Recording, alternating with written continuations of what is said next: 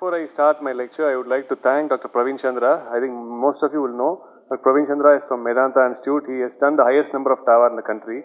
And so thanks for coming, and thanks for everyone to joining in the panel. So again, before we start, one more thing is in India now we are actually very fortunate because we have the best valves in the world.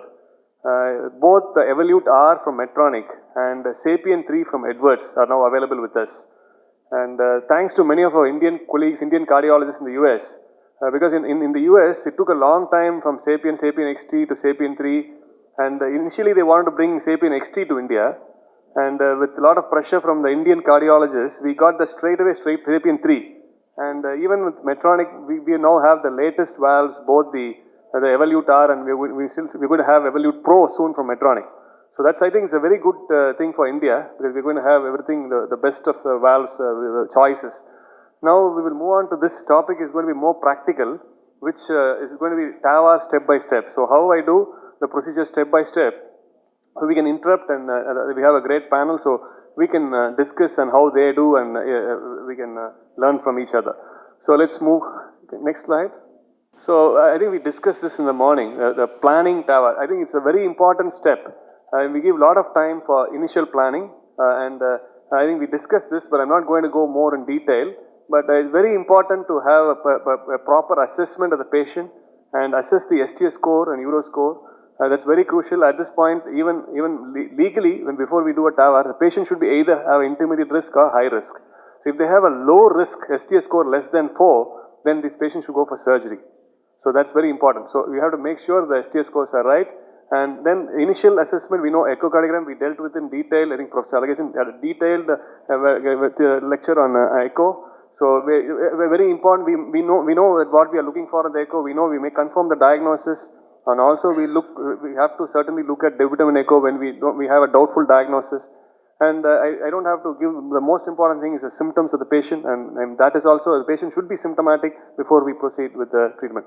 And the CT, I think Dr. Ravindra Rao dealt with in detail, but again, CT is the most important investigation before we proceed with TAVR. So we get all the information from the CT. So CT is the only test which will give all the information. And essentially, we look at the valve, and we look at the annulus, all the important measurements are done from the CT. Also, we look at the groin, look at the iliofemorals, entire vascular tree, and also we look at the coronaries. So again, practice differs. In my practice, I assess the CT by coronary, and most of the time, if the coronary CTs, if coronaries are normal, I don't proceed with a regular coronary angiogram.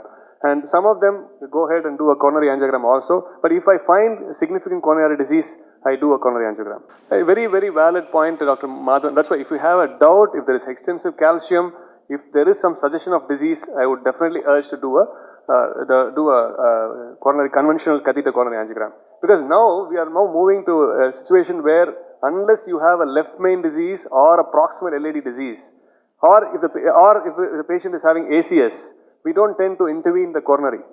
Even if we find, for example, a right coronary artery lesion, we just perform the TAVR, and then if it's an asymptomatic patient with the right coronary artery, even if it's 80-90% lesion, we are not keen to intervene that immediately. So that's again subject to individual patient. But general principle is if we have a proximal LAD, left main, or ACS situation, we intervene that. So that's the first step. And the next planning TAVR. Again, I want to emphasize the importance of heart team. I think Dr. Muthu will be talking in the next next lecture. So it's very important to have a very detailed discussion with the cardiac surgeon, the anesthetist, the imaging specialist, echocardiographer. So we have a very good heart team in our hospital, and we discuss. And now we know that surgeons have a lot of reluctance. They want to take most of the patients for surgery, but now they understand the importance of STS score. They understand the risks involved, and if they are able to see the results of the TAVR. So the acceptance of surgeons is now better. So we have better interaction during our heart team meeting. So next is anesthesia. Again, is very important, because our anesthetist, again, there is a small learning curve in that, because initially we were comfortable doing general anesthesia. So fortunate to my short period of stay in France, where I observed that they all do a less invasive TAVI, where they do most of the procedures for local anesthesia. So even from our first patient, we were more towards doing in a less invasive way with local anesthesia. So we sometimes use a mild sedation And I think Dr. Ganapathy from our anesthetic team will be sharing our experience on less invasive TAVR. So again, we look into many factors, whether the patient will be able to lie down for 1.5 hours comfortably, and whether we are going to have a complex procedure where we would, in such situation, we would do a general anesthesia. So sometimes even the need for TE, transesophageal echo, that is also important. Suppose we think that TE is required, then sometimes in huge calcific valves, or we want to see, sometimes we can even see whether there is even the patients at high risk with LVOT calcium, then the risk for annular rupture. In such patients, TE monitoring will be very helpful. So we do consider, when we think the TE is required, then we definitely consider general anesthesia. So the other thing is a lab. The cath lab, ideally, what was recommended earlier was a hybrid lab, but nowadays we are comfortable with our regular setting, but the lab should be adequately large. We need a good space to prepare the valve, because there is a large table required where the valve has to be prepared. So should be a significantly large place, and capabilities for a transesophageal, and for even, we also keep the cardiopulmonary bypass, and the surgeon is ready to go on pump if required. So that we always do that. And also we keep the vascular team on standby for in case we need to do a cut down. But most of the time we do percutaneously using ProGlides, but then most of the time we always have the vascular team on standby. So that's about the preparation. So let's move to the next step. Can I have the slides? Yeah. Okay, now once we decide on the anesthesia and all that, and now we have to decide the vascular access. The trend today is to do more and more through transfemoral approach. And even our experience, almost our 100% we were doing femoral. So earlier it is just a shift, it gradually, now the transapical is almost gone. So transaortic is coming down. So other alternative approaches has to be considered if the femorals are not suitable, like subclavian, or now even elegant transcaval. There has been procedures documented where the femorals are inadequate or very small or diseased. Then they go to inferior vena cava and puncture the aorta, the abdominal aorta, and then perform the TAVI from the IVC to the aorta, and then they close with the Amplacer device after the procedure. It's been elegantly done. So that's again new things which will probably evolve even in our country soon. So pacingly, now I generally use, that pacing is a very important aspect of the TAVR, because we may have to do a rapid pacing during valve implantation, particularly during balloon expandable valves. So we use always a balloon tipped pacemaker, and our general goal, we keep a femoral access and keep it in all balloon expandable valves. We keep the pacemaker through the groin. It's simple because for balloon expandable valves, we can remove the pacemaker immediately after the procedure.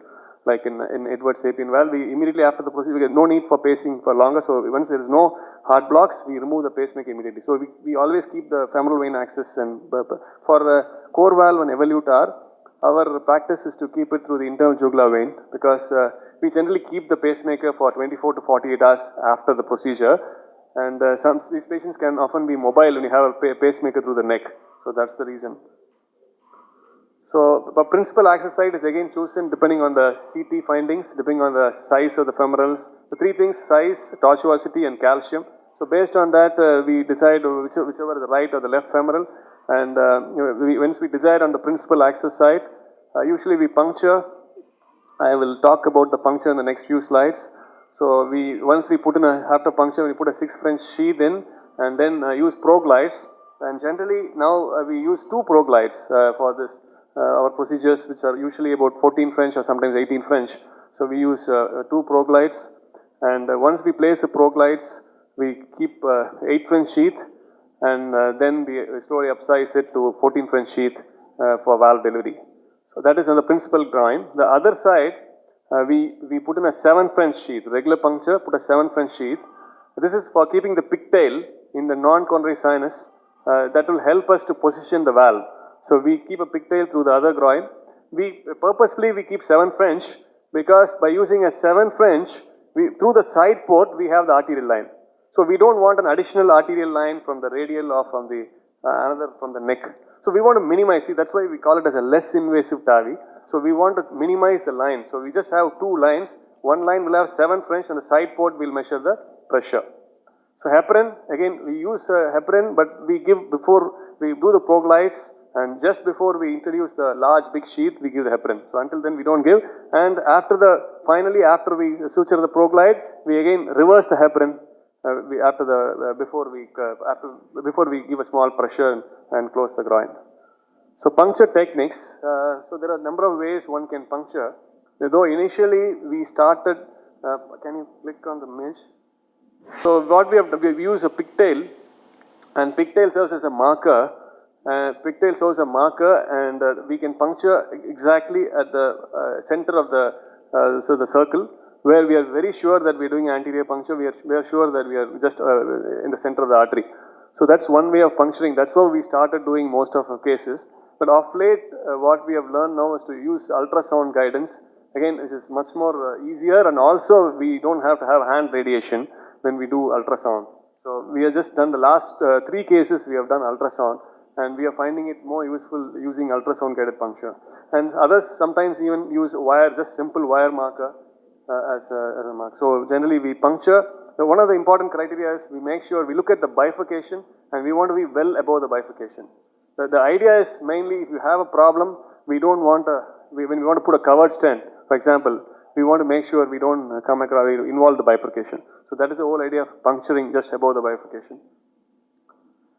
So the next important step is to have a good implanter's view.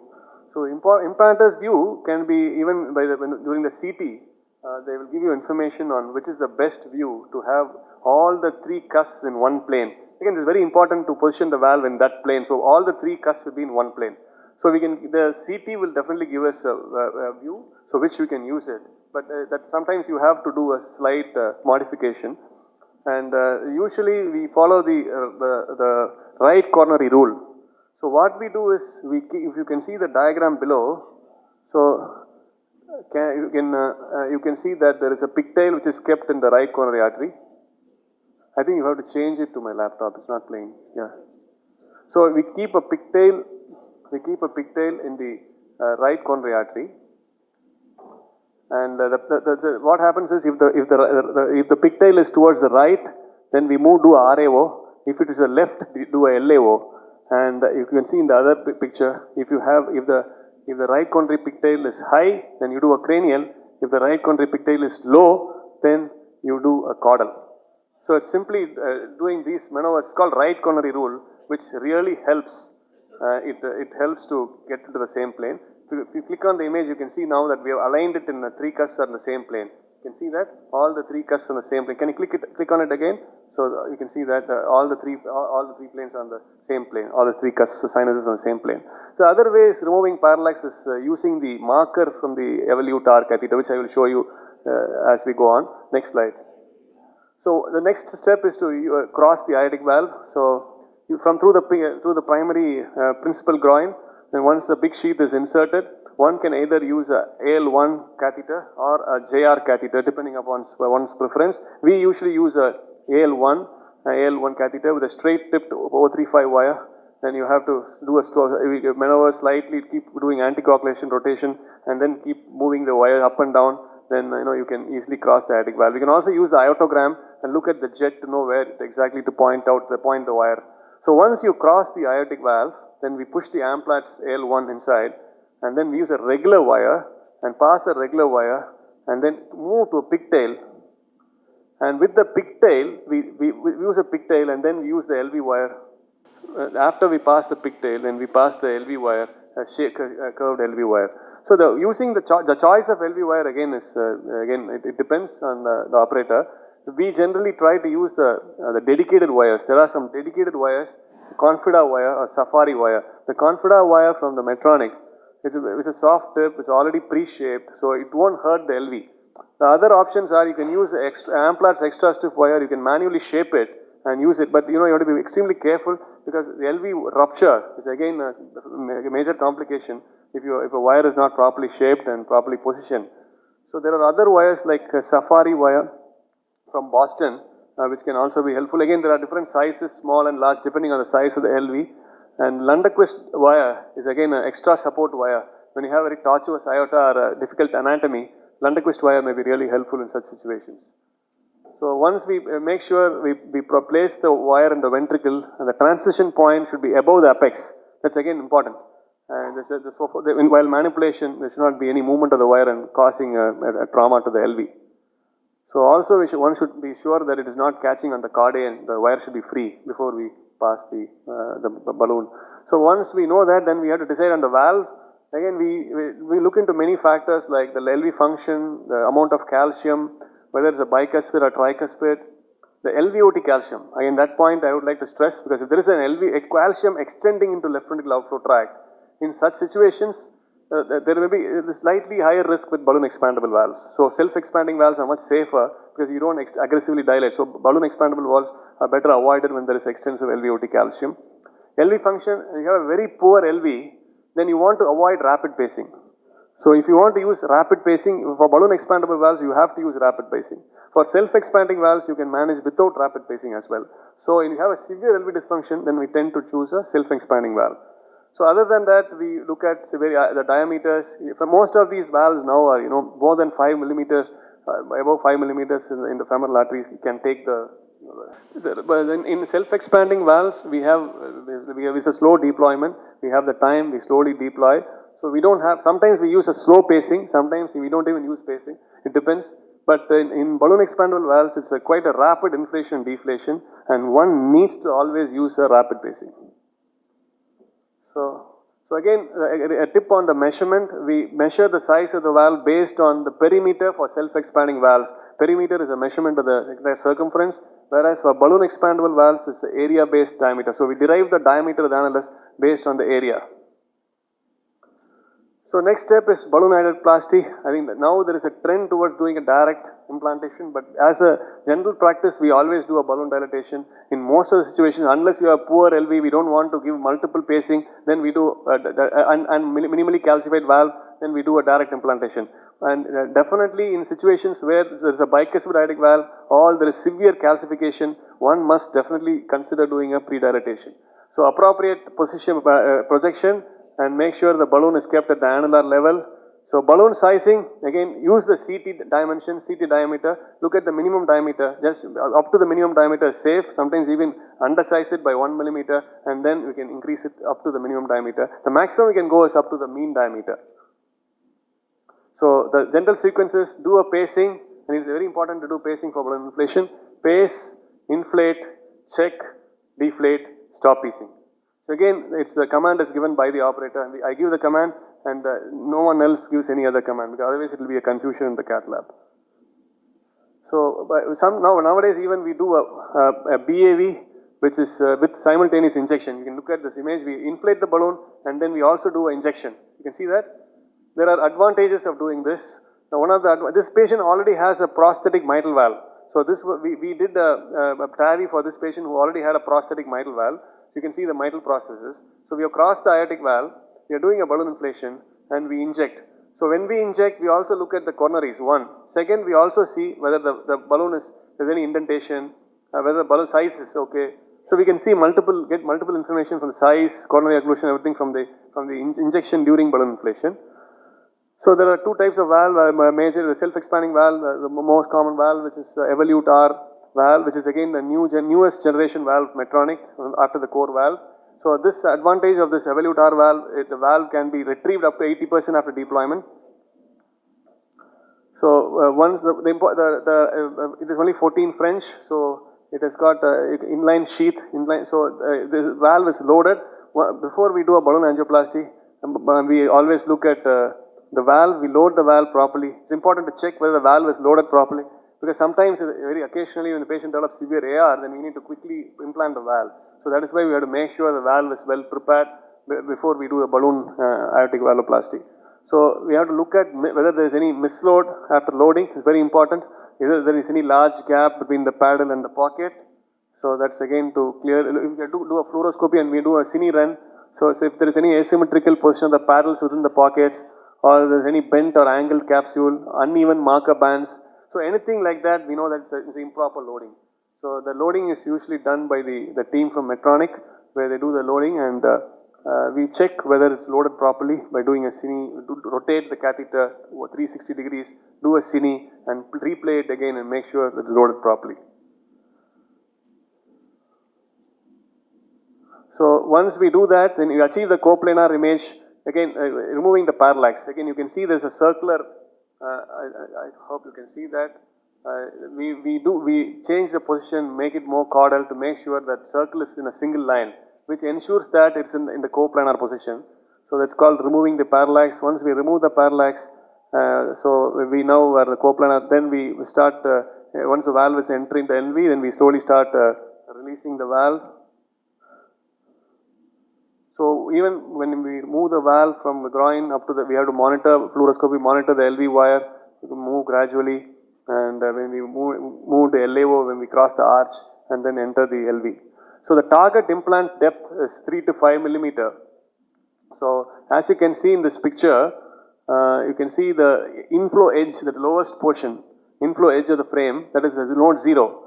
And you can see the node 1 is the first marker band. So the distance between node 0 and node 1 is 6 millimeter. So our target implant depth is 3 to 5 millimeters. In a typical valve, in a tricuspid valve, it's 3 to 5 millimeters. So we start deployment. We first slowly start the first 1/3 by slowly rotating, and we monitor through the fluoroscopy and keep doing an angiogram to know whether we are in the target depth, and then deploy quickly. The second 2/3 is usually deployed very quickly because there may be a temporary drop in the systolic blood pressure. There is a tactile indicator where it will give us a sound that we are nearing the point of no recapture. So we stop it at the 2/3. You can see that there is a marker band, there is a paddle attachment. So as we grow closer, we know that we are going near the point of no return. So we stop at that point, we check an angiogram, we check whether there is any coronary occlusion, whether the position is adequate. So once we are completely satisfied, because at this point, we can do a recapture and change the position. So one can do up to 3 times you can recapture. So you don't have to get a completely 100% satisfying position, but if you have near 3 to 5 millimeter depth, you're comfortable, then you can release, you can do the final release. Before we release, you have to release the system tension. As you can see in this picture, this valve catheter is going through the inner curvature, so you have to give some forward pressure to keep it in the outer curvature. And once you do that, then you start deploying the valve slowly, the final deployment, very gradually do the final deployment. So once you're deployed, make sure the valve is completely released. Then you can make sure the catheter tip, the nose cone, should be coaxial. Because if the nose cone is on the side of the valve, you can hit the valve and the valve can pop out. It's possible. So make sure the valve, the nose cone is at the coaxial, and then you slowly remove the valve. Moving the handle, the gray tip is pulled towards the blue, and then the valve is out. Then you check through the fluoro, make sure you check and make sure the tip is not over captured or under captured, because otherwise you'll have difficulty getting out through the sheath. So then you slowly remove it, and if you use the inline sheath, then change it to another 14. Once we remove, change it to 14 French sheath, and then we can now assess for paravalvular leak, assess for the valve gradients, assess for any complications.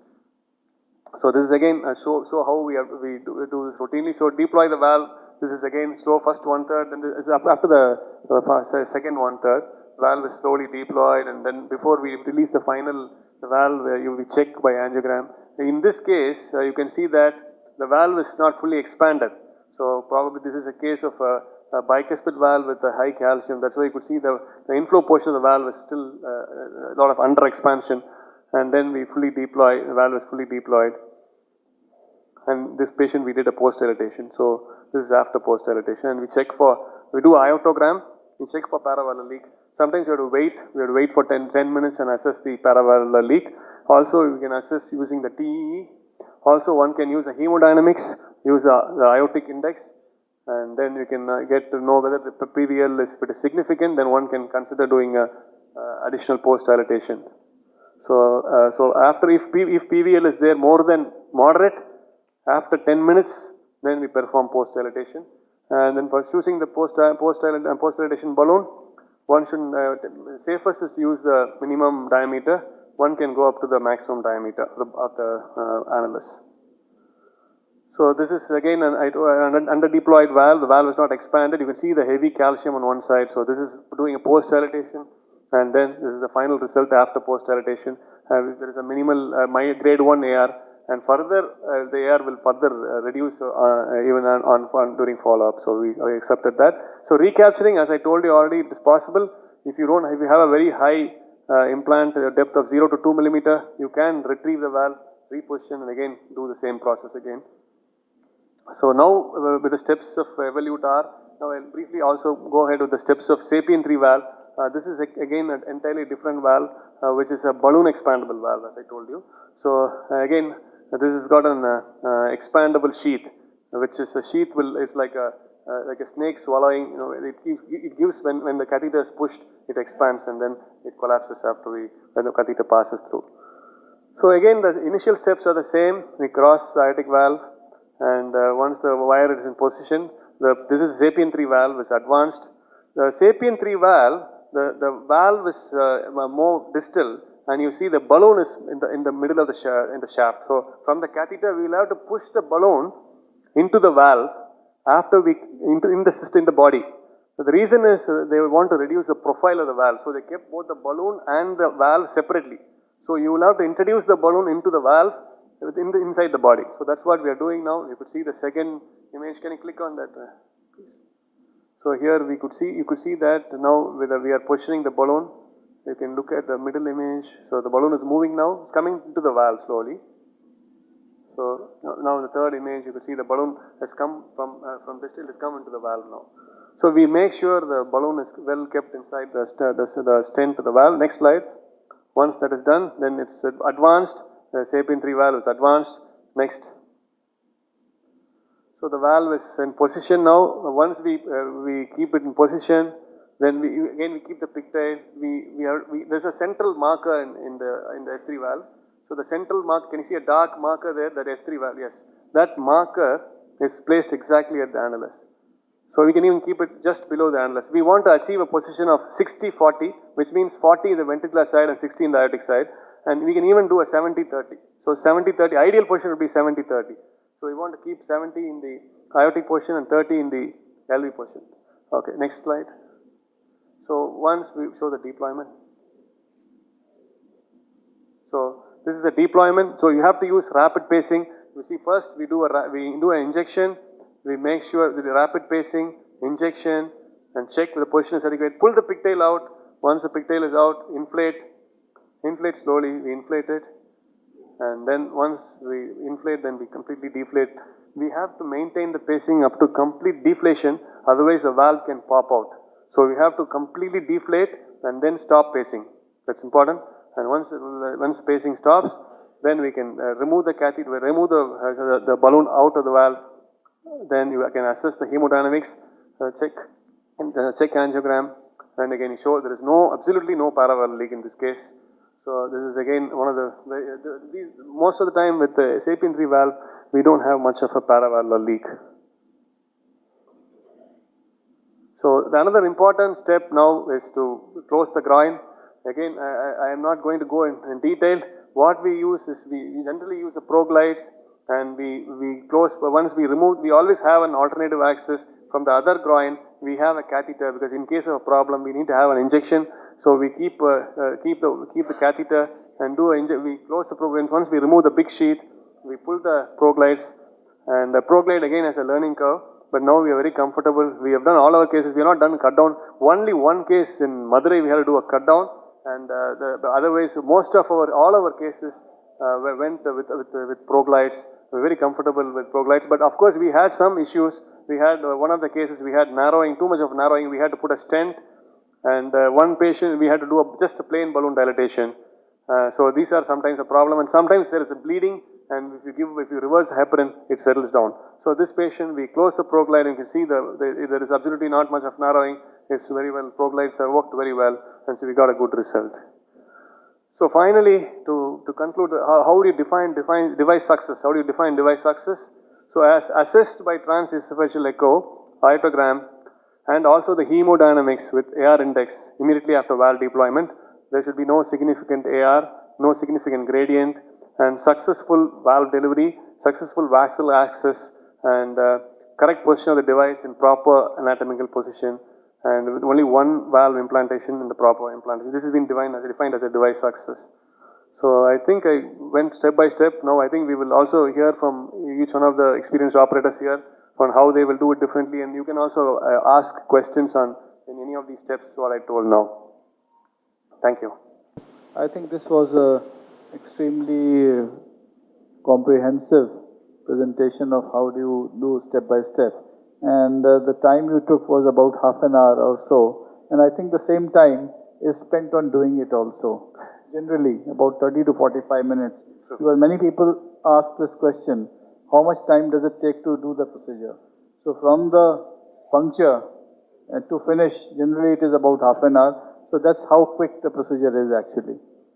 And I mean, typically, as you said, that you do, what percentage of your patients is done under local and what is general anesthesia?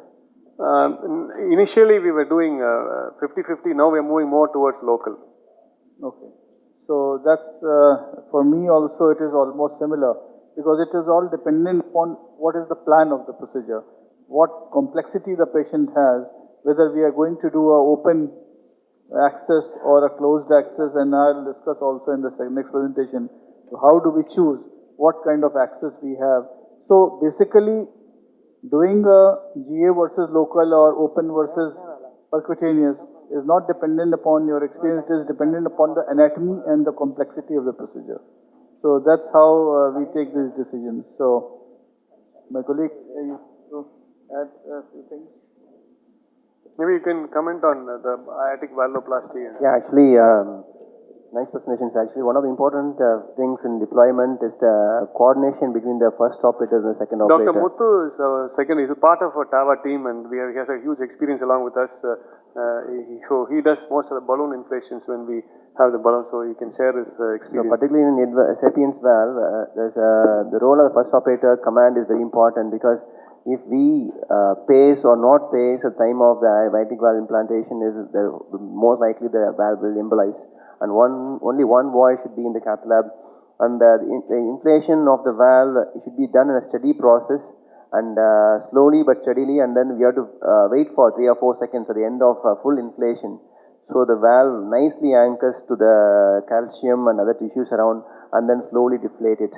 So this process should be done, and the cath lab should be silent at the moment, hearing the command from the first operator. If the anesthetist paces the patient, stop pacing the patient before the valve is deployed, then the valve embolizes. So it's a very crucial step during the valve implantation. How will you select core valve or Sapien valve?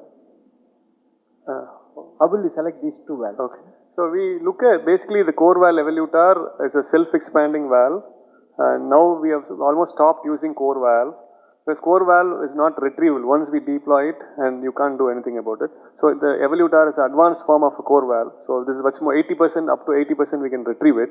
So it's a self-expanding valve, which doesn't require rapid, very often it doesn't require rapid pacing. You can do a slow pacing during deployment.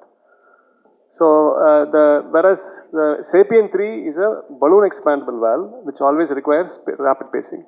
So we look mainly two things. One, if the patient has severe LV dysfunction, sometimes they don't tolerate rapid pacing. We have seen some patients having a brief arrest if you have a rapid pacing when they have EF is very low, like 25%. So such cases you want to avoid rapid pacing, then self-expanding valves like Evolut R would be the best we can try without a rapid pacing.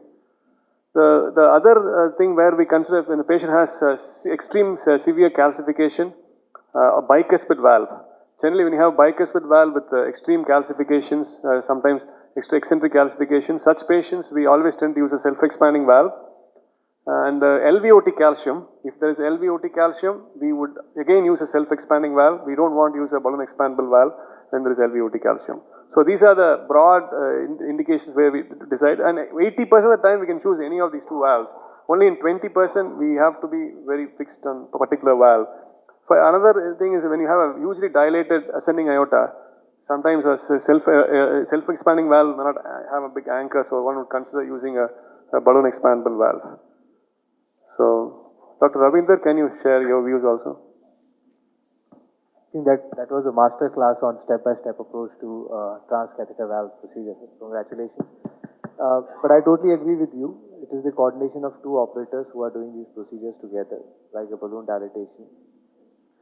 So we have now moved on to conscious sedation, but as clearly pointed out, it is the patient profile and complexity which is going to decide conscious sedation versus general anesthesia. It is not a big deal that we are doing a case under conscious sedation. If we think ahead of time that we might end up evaluating more, like doing a TE, if we think that patient valve implantation might go complex, it is better to do under GA and TE in the, down the esophagus. But I think that was an excellent presentation.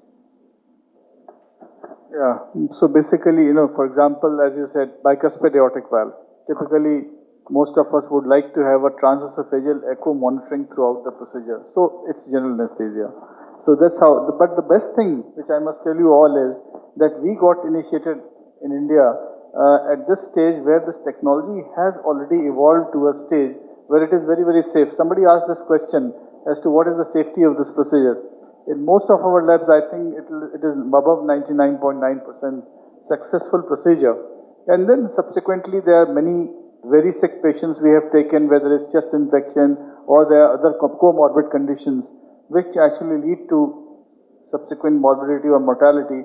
But because of the valve, I have not seen any, mortality happening just with the implantation process or soon after that. We use an app called a TAVR Mortality Risk app, developed by American College of Cardiology. So that app, we use it for risk assessment and it gives exactly says 5% mortality, whatever, depending on the risk. So we use that and, we have some authentically say this is the risk for that particular patient. So in our practice so far, we have not used filters, but yes, of course, for cerebral protection, there are filters which can be useful. They put it through radial approach and to reduce the incidence of cerebral embolization, stroke. But again, the recent studies have not been shown any big promise of using these filters. And I practically have not used filters in any of our cases. And Dr. Ravindra, you used a filter? So I've used this Claret device as part of Sentinel trial. As you clearly pointed out, you go from the right radial, deploy a filter in the brachiocephalic trunk, and the filter goes in the left common carotid artery. But as sir has clearly pointed out, there is no clinical benefit. There are MRI evidences that yes, the embolic shower is less, but that hasn't transformed into real clinical benefit as of now. But FDA has approved Sentinel device for cerebral protection just on that basis that the FDA inspectors thought that if they will have a TAVI on themselves, they would like to have a cerebral protection device in place. So it is FDA approved now, but no clinical. Since some of the environments are doing TAVR, there is a lot of complications. We have got the next topic on complications. I think that can be covered in detail by Dr. Praveen. Sir, I think what Shivasan says is right, but we haven't had any cerebral complications in our experience with our groups. Yourself, sir? Yeah, so in our experience, and also I heard, because we keep communicating with each other, in about 200 patients which have been done, more than that, in India, none have had any cerebral major stroke. Minor, strokes could have happened, but major stroke or any, disabling stroke has not happened in any of these patients. That's why we are saying that we are lucky that we started at this time.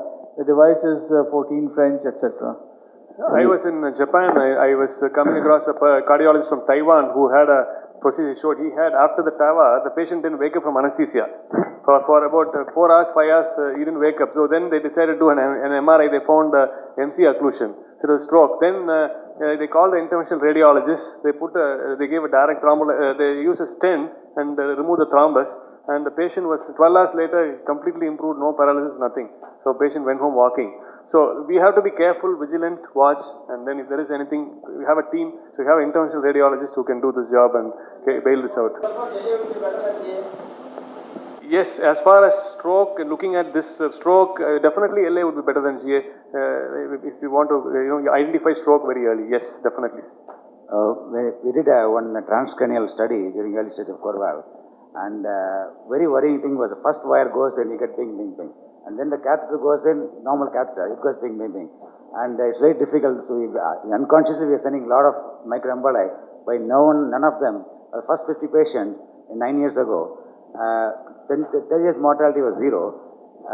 There are two major complications like pericardial tamponade due to pacing wire and femoral complication, but they all survived first 30 days. And one of the complications of core valve initially was the pacemaker incidence was about 27% in need of the pacemaker. But it was 9 years ago. Now the valve becoming smaller, sleeker, experience getting wider. The incidence complication is very, very less now. So balloon expandable valves again is one of the important types of valve to have in our lab. We are very fortunate to be one of the 5 centers in India to have the Edwards Sapien 3 valve. So unlike the Medtronic, Edwards was launched only in 5 centers, 2 in Delhi and 2 in Mumbai and ours in Chennai.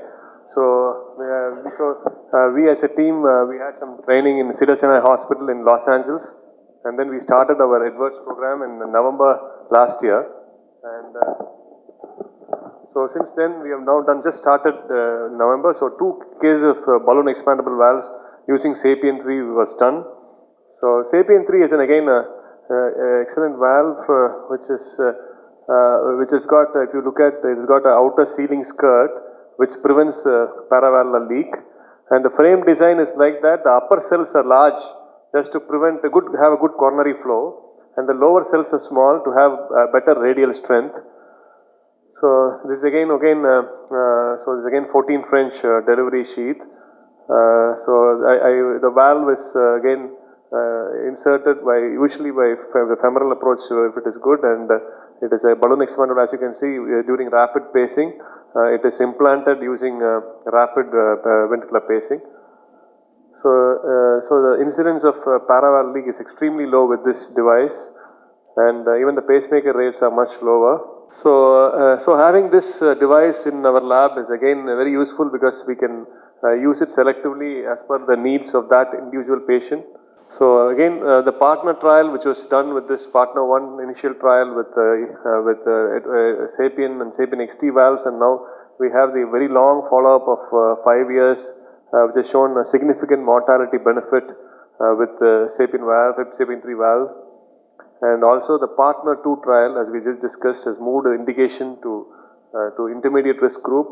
And this is to be partly partner 2A and 2B. It was a trial which started with the XT valve, Sapien XT valve, and also they included the Sapien 3 valve, and which has again shown non-inferiority to surgical aortic valve replacement in intermediate risk patients. So we had 2 cases. So I would present one of the interesting cases which we did recently using Sapien 3 valve. Again, as I told you, some of the indications where Sapien 3 valve will be really useful is patients with this is a condition. This is a situation where we had to use Sapien 3 valve.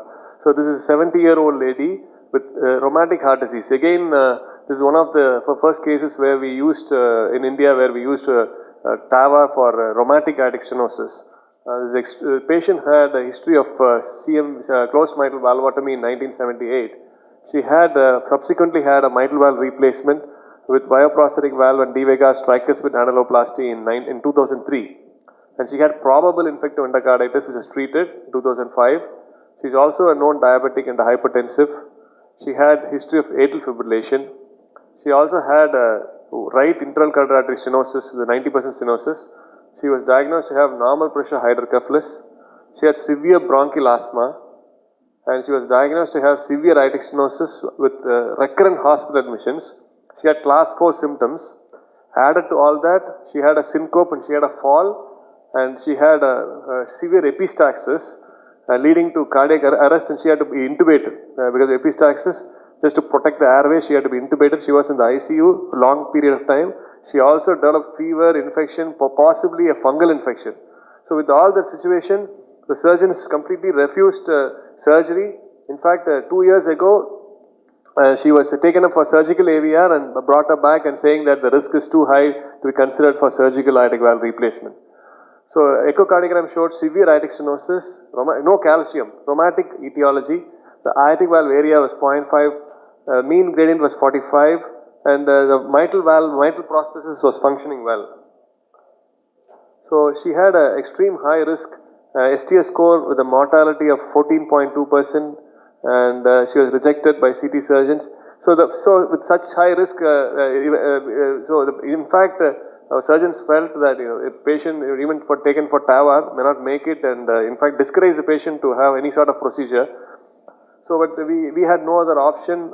We had to wait, and the ENT surgeons did a lot of packing. Epistaxis improved. We extubated, waited for ID clearance, and they cleared that there's no fungal infection. Cleared for no evidence of infection. So then we explained the high risk, and finally we decided to do a CT and take her for TAVR. So when the CT showed annulus area of 318 square millimeters. Again, for doing a balloon expandable valve, we look at the we look at the area and calculate the annular diameter. So in this patient, the coronary height again was an issue. The left side was borderline very low, it was only 10 millimeters. The right coronary was 13.9 millimeters. She had tricuspid aortic valve, but very, very low calcium, almost no calcium. So this is again a big challenge. Coronary arteries were normal, the femoral arteries were adequately sized. So in such situation, when you have a near normal and to no minimal calcium, the risk of valve pop-out is high when there is no calcium. So the major challenges, as I said, was the very minimal calcium. Also, the presence of previous mitral processes again can sometimes cause the valve to pop out because of the pressure. The mitral process itself can cause valve pop out, and the valve can get embolized. So, and also if the valve is implanted little low into the LVOT, there is a possibility of mitral paravalve leak. It may catch up on the mitral prosthesis. So that is also a concern. We can't have a low implantation. The another challenge was she also has a low left coronary artery, which is only 10 millimeters. So we have a risk of coronary occlusion. So we can't have a high implantation, we can't have a low implantation. It's a precise implantation. So high can cause occlusion coronary, and the low implantation can cause a mitral prosthetic problem. So in such situation with low calcium, self-expanding valve, we thought it would have a higher chance of valve embolization. So we thought balloon expandable valve, if we oversize it slightly, you can probably hold it there. So that's what we expand with the balloon with a slightly oversized valve. So we went by femoral approach, ultrasound guided puncture, and we used 2 proglides. So Edwards 14 French sheath. We used a balloon tube pacemaker in the right ventricle. So we used a balloon aortic valvuloplasty, which was again done. During that, we give an injection. This is again important to do an injection just to make sure the coronaries are not occluded during the balloon inflation. So that also reassures us. It won't, even if after the valve implantation, the chances of coronary occlusion is going to be low. So that was a little bit reassuring. So then we positioned the valve, and this is the valve deployment. So valve was in precise position. We got it right. So fortunately, it opened out very well. There's no coronary occlusion. There's no paravalve leak. The femorals were all right. So this was again a good demonstration where this is a suitable patient with low calcium, where really balloon expandable valve made a difference, and she did very well. And she came for a follow-up last week. We couldn't believe she was completely much better. She was walking, doing her activities. So that kind of a recovery was very surprising to us, looking at the situation how she was earlier. So really TAVR made a huge difference to her life. So similar to this, we had again to summarize, this is the first time rheumatic aortic stenosis was treated with along with the functional mitral processes, was treated with the Sapien 3 valve, and slightly oversizing the valve helped to achieve a very stable position, and meticulous CT assessment, sizing and positioning the valve at correct place are very crucial to get the best outcome in this very high risk case. So we had one more case with the balloon expandable valve. I think for some short of time, I think I will just show one case. So another important valve which is going to come to us shortly is Indian valve, which is again a balloon expandable valve from Merrill Life Sciences called the MyVal. We've just completed the initial studies and also completed animal studies, and it's soon going to start the first in man clinical studies, and we are one of the centers which will be involved in doing the first in man study. So this is again a similar design with upper big cells, and the lower cells are smaller to increase the radial strength. And this valve will come in 4 sizes, and with a delivery system where this valve will have both a balloon inside the valve pre-mounted, and this is the bench testing which has shown to have good tensile strength and also gone through several durability tests, and it has been tested in animals in swine models, and it has shown to have good hemodynamics. So, so the valve has been tested in orthotopic position in swines, and now we are ready to undergo human studies. So the MyVal 1 Indian first-in-man study will be planning 30 patients. There will be a minimum of 5 investigatory sites in India, and so the follow-up schedule will be 13 days, 6 months, 1 year, and annually up to 5 years. So we will be, these patients have rigid inclusion-exclusion criteria. The inclusion criteria will be the STS score more than 8 and a tricuspid valve. So I would encourage you to consider, to enroll these patients. If you have patients, such patients, we can always enroll these patients as free of cost for this trial. This trial will probably give some data on the Indian valves. To conclude, balloon expandable TAVR systems is an excellent technology, and having a choice of both self-expanding and balloon expandable valve offers advantages, and we can choose the best suited valve for that particular patient. And Sapien 3, which is the most advanced valve from Edwards, is presently available, and also now MyVal will soon start the first-in-man study to establish safety and effectiveness in this high-risk surgical population. Thank you. Congratulations, Dr. Sengottuvelu, for this excellent talk. Two personal questions. One is, the case you described had previous infected endocarditis. Suppose while evaluating you find a healed vegetation, would you proceed on with TAVR or a small heal? The big one obvious, but it's a, say, 1 millimeter size healed vegetation. If there is an active ongoing infection, then at least we have to wait for 6 to 8 weeks and make sure it's completely cured, give adequate antibiotics made, and then do the TAVR.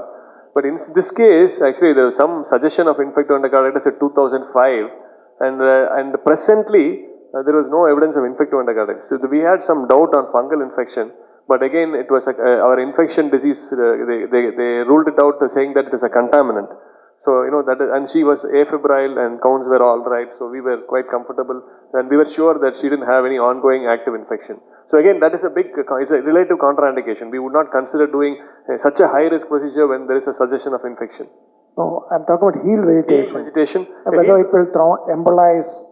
Yeah, healed vegetation should not be a contraindication to do the procedure, and we have not had much experience on that, but it should not a contraindication to do TAVR. My second thing is, suppose the patient had mild aortic regurgitation, would you be worried about TAVR always causes a little bit of AR, so would it worsen the aortic regurgitation?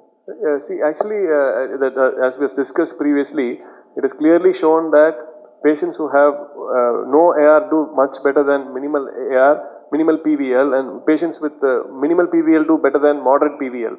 So currently, if there is anything minimal PVL, we can accept it, but whereas anything more than minimal, if it is a moderate PVL, one should consider doing either a plug or post-dilatation or doing a valve-and-valve with another valve. One should address if there is more than mild PVL.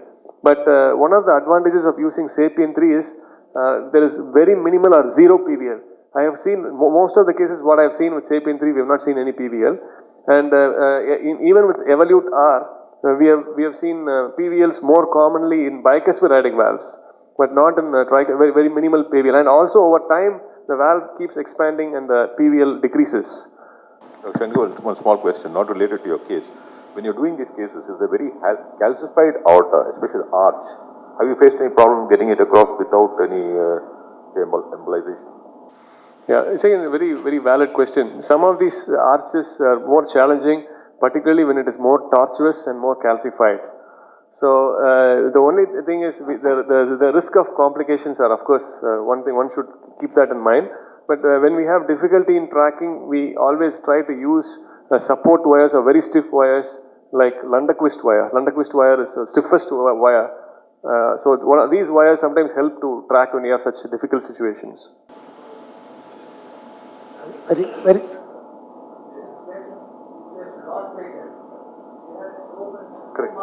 Correct. So many common asthma, diabetes, hypertension, age, whatnot. Apart from previous cardiologist infection. Unfortunately, sir, these are the patients now. Surgeons give it to us. They don't want to give any lower risk or medium risk patients as well. So we will have to face these kind of over time. The surgeons, slowly will know that the TAVR gives good results. So we will get more less riskier cases. That is why.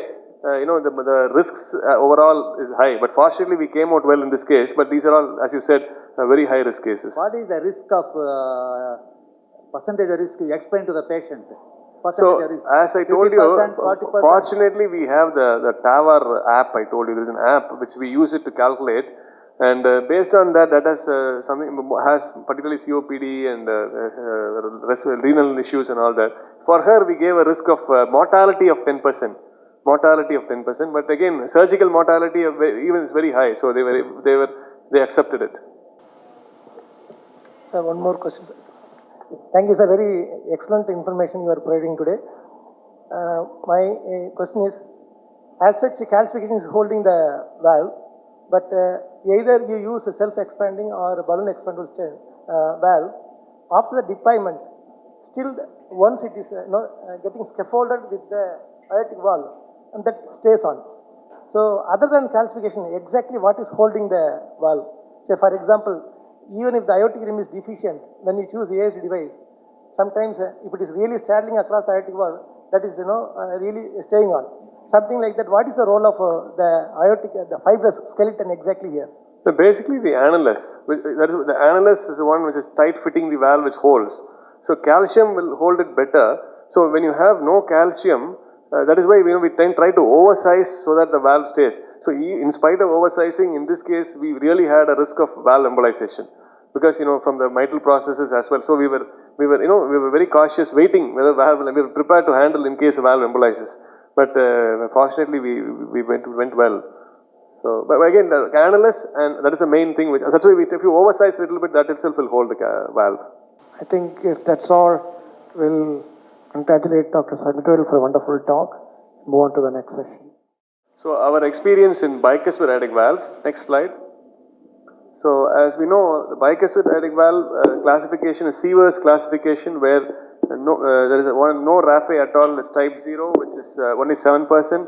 Type 1 has 1 raphe. Depending upon where it is, it can be on the left to right or non-coronary to. It can depending on that. The most common type is that 1 raphe. And again, type 2 is 2 raphe. Again, it is very infrequent. Again, this is actually proposed by the surgeons. Next slide. So, bicuspid aortic valve was relatively considered as a relative contraindication, and in fact, it's an off-label indication, and it has been not even indicated in the IFU of approved devices. So, because it is not included in the trials. So now more and more increasing data, it's supporting its use. Next slide. So the challenge is, you can see this, if it is a tricuspid aortic valve, the valve will, the prosthetic valve will open uniformly, whereas in a bicuspid valve, the orifice is almost like an elliptical orifice, and hence when we use a circular valve, in the sides, it may not have a complete closure and can result in paravalvular leak. Next slide.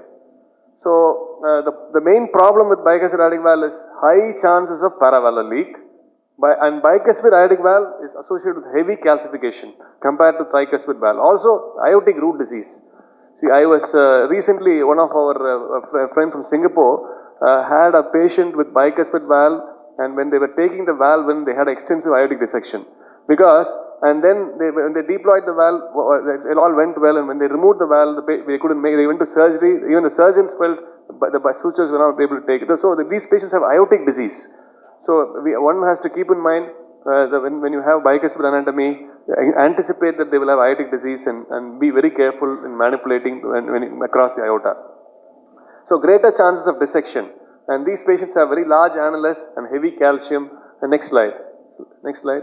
So appropriate case selection is very important. and these patients should always require pre-dilatation, because we need to extensively pre-dilate and also will require post-dilatation, because very often they result in paravalvular leak. Next slide.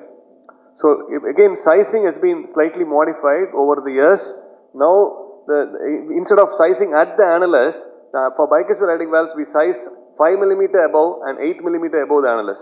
That is because to get the most constriction is slightly above the annulus. So to get a better sealing, the sizing is done at the 5 mm, 8 mm levels.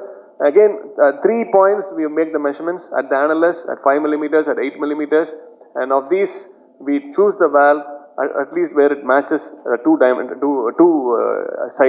areas, either at 5 mm, 8 and at the annulus level. Next slide. So our experience, we have done 6 cases, 4 males and 2 females. The mean age was 76 and 5 had high STS score. Next slide. So I will quickly go through the cases. Next slide. This is a 54-year-old lady, very young, one of the young ladies who had a bicuspid aortic valve, very high risk. Next slide. Go next slide. So I will just quickly rush through. So this patient, the next slide, had a normal coronary. Next slide.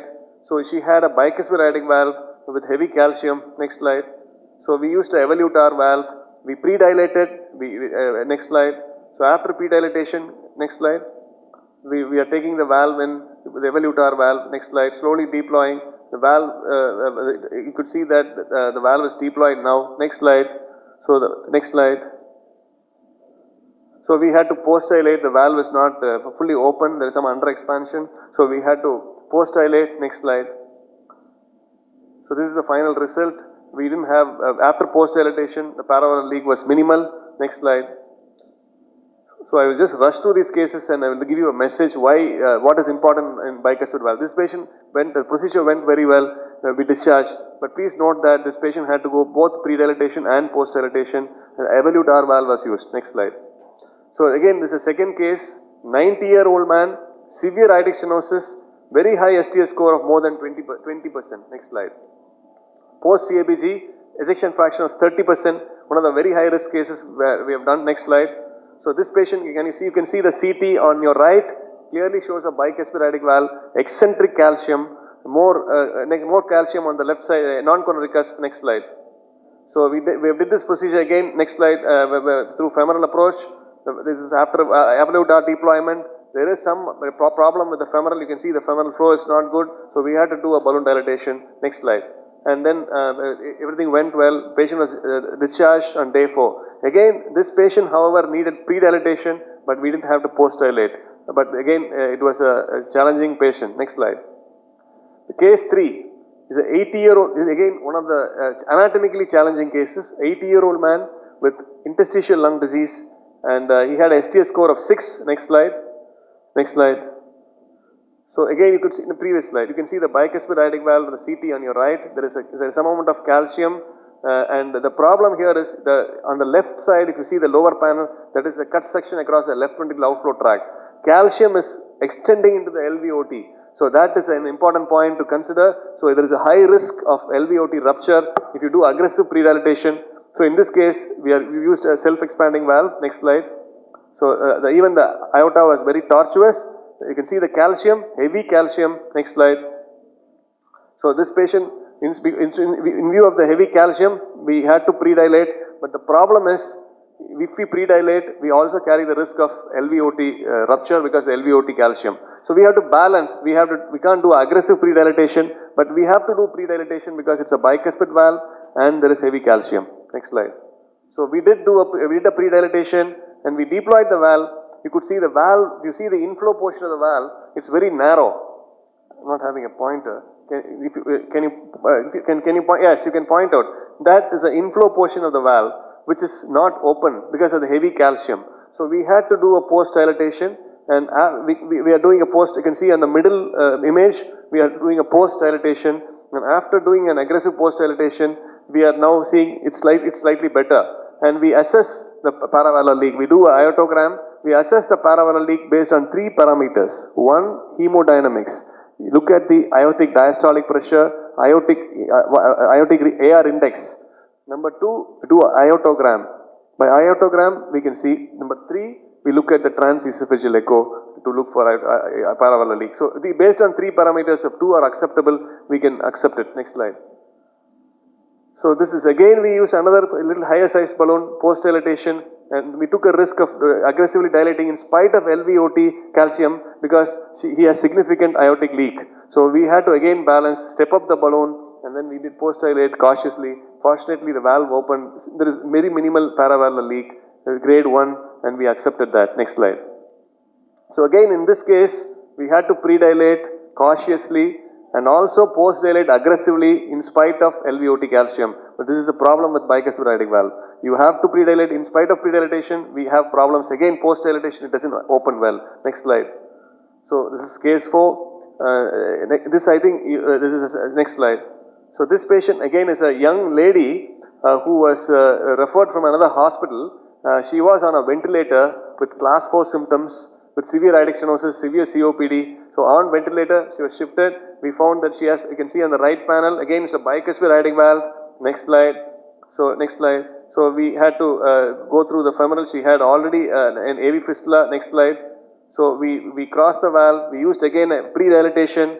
After pre-dilatation, we used a Evolut R valve. Next slide. Again in this next slide. So here we could see that there is a moment of under expansion. So we did a mild post-dilatation. Next slide. So this patient after post-dilatation had minimal PVL, and now she is doing well, and I saw her recently also. So she had some long hospital stay, but after about now nearly a 1 year follow-up, she now is doing extremely well on clinical follow-up. Next slide. So case 5 is an 87-year-old man, severe calcific aortic stenosis, again a bicuspid aortic valve. Next slide. Next slide. So you could see the CT can clearly show the bicuspid valve with again eccentric calcium. This is again a challenge. We have calcium towards one side. Next, again the calcium is in the LVOT. This, you can see the burden of calcium, huge amount of calcium in eccentric position. Next slide. So when the calcium is again extending to LVOT, these are, you can see even in the fluoroscopy, you could see the calcium more extensive calcium. So we are pre-dilating the calcium. Again, pre-dilatation. Next slide. So pre-dilatation, very important. And then similar appearance of the valve. You see the valve in the inflow portion is not expanded at all. Severe narrowing. So here we had to, in fact we were worried when we pull out the nose cone, the valve will pop out. So we had to do a buddy wire and put one more wire into the LV, pass a balloon, dilate, and then remove the nose cone. So we had to do that because it's severe narrowing at the nose cone. Again, post-dilatation. Next slide. Post-dilatation. Next. Then the valve is slightly better now. Next slide. So this is the final result after post-dilatation, and we have very minimal paravalvular leak. Next slide. So this is a next slide. You can keep moving. So this is the last case of our bicuspid valve. This again this is one of the big nightmares actually. 69-year-old man who has severe COPD, severe calcific aortic stenosis, and he had a very high STS score, 9.32 mortality, and he had recurrent hospital admissions. He was oxygen dependent, and the surgeons refused surgery. Next slide. So this patient had a type 2 bicuspid valve. The problem was huge chunk of calcium in the left coronary cusp. It is threatening to occlude the left coronary. Next slide. So you could see the can you run that? If you could see, the calcium is eccentric one side. So our worry was two things. One, whether the calcium will expand, the valve will be able to expand well. The second issue was whether the bulk of calcium will move into the left coronary and occlude the left coronary. So there are two big challenges. So we were worried about that. So next slide. So what we thought was we'll do a pre-dilatation and check whether the calcium moves into the left main. Go back. Yeah, you could see the calcium now. It's a bicuspid valve on the left. You can see the CTR. There's a huge eccentric calcium. It's not uniform. If the calcium is uniform, then it is better. But if you have one side calcium, it's again a challenge in opening the valve will not open uniformly. Next slide. So this is the implanter's view, and huge. You can see the calcium amount of calcium. So as I told you, we do different cuts at 5 mm and 8 mm planes to assess the size at different levels. Next slide. So the valve is chosen depending upon the sizes at multiple levels as opposed to a tricuspid valve. Next slide. So this was done. Next slide. So this is done again using a Evolut R valve. Next slide. So So you can see the calcium. So we did a pre-dilatation carefully, and during the pre-dilatation we did a TE. The calcium was not moving at all. The left coronary was quite patent. We did an injection during the dilatation. Next slide. So we were happy that the calcium was very stable. Then we could see we were taking the Evolut R valve. We positioned the valve. As again in this case, we can point out there is the inflow of the valve is narrow. It is on the left side. Now the inflow of the valve is very narrow. It is not open. The same problem again, where because of the calcium, the valve is not fully open. Next slide. So we had to do a aggressive post-dilatation. See, we are up. Again, we were very careful because of the heavy calcium. We first stepped up the balloon slowly. We went up with a smaller size balloon. We waited for some time whether the valve expands. Then we increased the balloon slowly. With the same balloon, we repeated again one more post-dilatation because we wanted to give more and more time and see whether the valve expands. We don't want to aggressively open the valve, which can result in complication. So slowly we were able to achieve, and the final result, this is the final result. We did do the aortogram after the final post-dilatation. We did an aortogram which shows you can see there is only grade 1 paravalvular leak, and even that paravalvular leak improved. Grade 1 plus paravalvular leak, which also improved before discharge. Next slide. So this is the final result. So next slide. So in bicuspid, next slide. Patient did extremely well. Next slide. Forward. Go forward. Yeah. So if you look at the literature, this is one of the literature where it shows the mortality was 8.6% in 30 days, and the paravalvular leak was 30%. Next slide. This is a recent data from American College of Cardiology, which clearly compares, it just presented 2 weeks ago, last month in ACC, where it compares bicuspid and tricuspid. The risks are very high. Aortic root injury, higher in bicuspid valve. Second valve implantation, significantly higher in bicuspid valve. Paravalvular leak, significantly higher in bicuspid valve. New pacemaker, no difference. Device success, much lower in bicuspid valve compared to tricuspid valve. So clearly the ACC registry data shows that the risks are much higher in bicuspid valve. Next slide. However, even though the risks are higher, by 1 year, all-cause mortality rates were similar between bicuspid and tricuspid valves. So, which means that at 1 year, the outcome is the same. So, though the procedural success is much lower and the complications rates are higher with bicuspid valves, the long-term follow-up, they do well. Next slide. So, our experience, small experience with 6 bicuspid valves, and next slide. So, in one of the interesting things about our experiences, out of our TAVR cases, we have seen 43% of our cases are bicuspid valves. Unlike the Western data, which shows that only 15% of the TAVR cases are bicuspid valves, 85% are tricuspid. Our own experience has shown that 43% is bicuspid valves. Also, the data from Medtronic also says the Indian experience also has about 40% bicuspid valves. We don't know the reason. We don't know by Indians whether we have more bicuspid valves, or we don't know whether we are seeing more younger patients. They come early with bicuspid aortic valve stenosis, which we don't know. But we are definitely facing more bicuspid valves, which are have to be pre-dilated. Evolut R is a better valve because we can be repositioned. And next slide. So all 6 had significant improvement in functional class. Echo showed very trivial to grade 1 paravalvular leak at 3 months, and all of them are doing clinically well. Next slide. So summarize, our results of bicuspid valve TAVR are consistent with registry data in ACC registry data, and in these cases, when we do TAVR, you have to give attention to proper case selection, adequate pre-dilatation, proper preparation and attention to proper sizing with 3 levels of sizing in the CT, and very adequate imaging, particularly TE, to assess what happens during pre-dilatation, and finally to optimize, we have to do adequate post-dilatation, again carefully to avoid into any complications, and manage paravalvular leak adequately. With these, we can get a good result in patients with bicuspid aortic valve. Next slide. Thank you for your patient listening. Thank you, Dr. Sengottuvelu.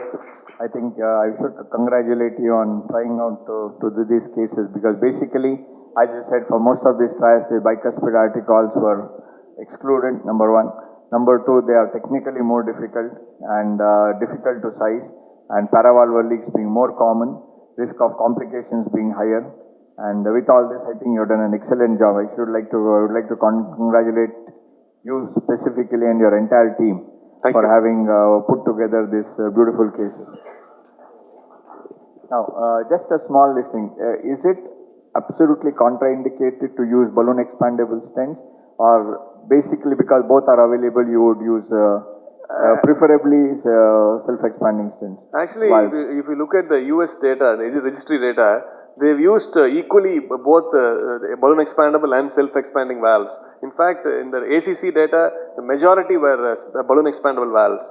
But you can, if it is a plain bicuspid valve without much calcium, one can consider using a slightly oversized balloon expandable valve. But what we have seen is most of, at least in our experience, we have seen that most of these bicuspid valves are heavily calcified, and when you have eccentric calcium, the balloon expandable valves can tilt. In fact, one of the patients were initially evaluated for a balloon expandable valve, and for the first time we sent the Evolut R, when the balloon expandable valve Sapien 3 was launched in India, the first procedure the case was a bicuspid aortic valve. We sent it to the proctor, and the proctor said no for a bicuspid aortic valve. It is one of the no's, because he was feeling that the valve can tilt. So we have not done a single case with a balloon expandable valve. All our bicuspids were with self-expanding valve, and we were happy with the results. So in my opinion, bicuspid valve, the first option should be a self-expanding valve.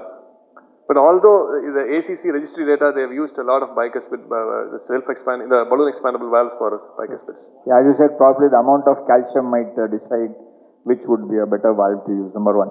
Number two, what about the paravalvular leaks? Are they stable over a period of time to very mild, or do they become worse over a period of time? Excellent question. So the paravalvular leak, again, depends on the type of the valve. So if you have a self-expanding valve, the self-expanding valve continues to expand slowly over a period of time. So when you see at 1 month, 3 months follow-up, I think next session we will have some interesting session with we have followed up with patients who see that the paravalvular leak, even from grade 1, it becomes 0 or even no minimal paravalvular leak. So that will happen in a self-expanding valve, but in a balloon expandable valve, it won't expand. So whatever paravalvular leak has, it will remain. So that is one thing, but when you have to accept paravalvular leak if it is grade 1, but if it is more than grade 2, we should not accept, because the long-term results are not good if the paravalvular leak is more than grade 1, it is grade 2 or more. Do any of these cases require a repeat balloon dilatation later on follow-up for paravalvular leaks, or most of it is done on table and, it's done. Taken care of on table most of the time? As I told, the paravalvular leak, if it is more than grade 1 plus or more than grade 2, one should take care of it at that time.